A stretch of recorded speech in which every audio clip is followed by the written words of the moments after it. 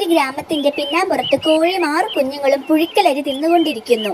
അപ്പോൾ മുകളിൽ നിന്ന് അവരൊരു കണ്ണു നോക്കുന്നു. അത് ആകാശത്ത് നിന്നൊരു കൂർമ്മ ഭൂരിപക്ഷം ഒരു കഴുകൻ പരുന്തായിരുന്നു.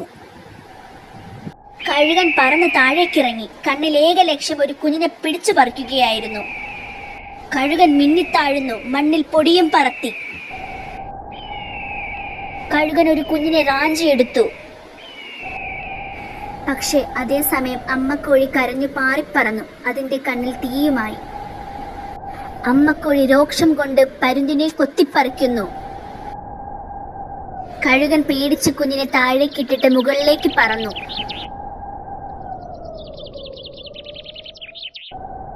അമ്മ തന്റെ കുഞ്ഞുങ്ങളെ ചിറകിനടിയിലേക്ക് ഒതുക്കുന്നു. അവളൊരു കോഴിയല്ല, അവൾ കാവൽ ഗാർഡാണ്. ഒരമ്മയുടെ ശക്തി. Please like, share, comment and subscribe. Thank you for watching.